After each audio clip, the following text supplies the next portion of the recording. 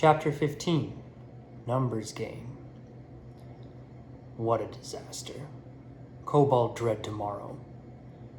She's can't be worse than she's were today. Wager that? No. My eyes flew open. It was still dark. No sound but the light breathing of other women. Where was I? Oh, right, a waking nightmare. But why was I awake? A dinging tone sounded 3 times, each one a little louder, and the lights intensified to full brightness. Time to wake up. I scuttled down the ladder to lead the rush to the bathrooms. I did my business and was brushing my teeth when the tone sounded 3 more times.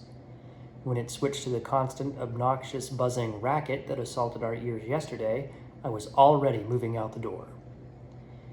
Get out, preciouses! Line against the wall! On the wall! The wall! Now! Go! I was so not ready for this. Thankfully, my legs had fully recovered. Gresson's shots into my quads must have worked overnight. What words trainers say? The brown-spotted monster paced around the circle, grabbing faces and hair, barking at individuals and everyone at the same time, giving only a second or 2 to each as she moved on with impulsive crackhead energy. She'd say it over and over again, supplicating to drive it into her thick, stupid heads. She remembers the words. There were so many, it could have been anything. It is slow peace, dead peace. Ah, yes, that was one of their many stock phrases. Is possibly not sapient comprehensible because none of hers are pieces, but understand this. Some make sufficient effort and are safe today. Others offer hers destiny to luck.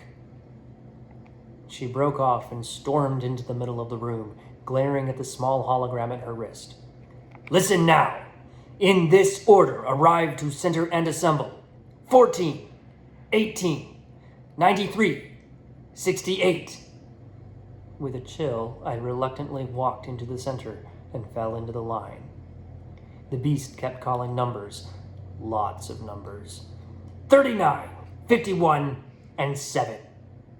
These are bad subjects, weak subjects, but etiquette makes these safe. Cobalt walked to the line, smacking each of us on the head. Possibly unsafe tomorrow. She's must be stronger and faster. Now these subjects come forward for second assembly, in this order. 55, 19, 2. She called a lot more numbers, and they formed up facing us, exchanging guilty, fearful glances, or staring at the floor to avoid eye contact. By the time she finished calling people out, there were more of us inside the circle than out. Number 40, Calm Girl, was one of the last called to the center. The trainer continued, These are slowest and weakest, but humility may save hers, both her shame and the shame of others. Listen carefully to comprehend. She held a small cube over her head for everyone to see. Pieces and subjects use a 6-sided die to honor the 6 eyes of the wise masters, but we are humbly subservient and must roll low. 1, 2, or 3. If she rolls 4, 5, or 6, luck reveals hubris to be punished. These 54 subjects rolling potential total of 324. Half of total is 162. When the rolled total reaches this half, the rest are deleted and returned. She may notice, the trainer continued, even if they are full of pride and each roll 6 is impossible of total 162 until 27 subjects have rolled. These are safe. The remainder must trust in virtue of her other subjects and virtue of herself to continue. Subject 14, roll. With a deep breath, I took the die as she dropped into my hand and gently tossed it on the floor. A clatter, and Gresson, the shorter black-striped trainer, stooped to see. She announced, 4. A 4 is pride, Cobalt wisely explained, and I felt a stab of guilt, but not worst. The virtue of others may save them all. Subject 18, roll. The big gray trainer with a deep gray voice examined the die and declared 4. 8. Subject 93, roll. 3, Gresson read. 11, Cobalt added. Subject 68. Each subject rolled. I winced at every 4 and 5, especially at the pair of 6s in a row. Incredibly, none of us rolled a 1. Not out of 27. Statistically improbable, I thought, but fully credible. And homesickness hit me like a wave. It was something Emmy said all the time. She thought it made her sound smart. I practically heard her say it in my ear, and I missed her so much it hurt my stomach. 101, Cobalt announced as she added subject 2 to the total. Now, move to those under threat. Subject 55, roll. The count continued.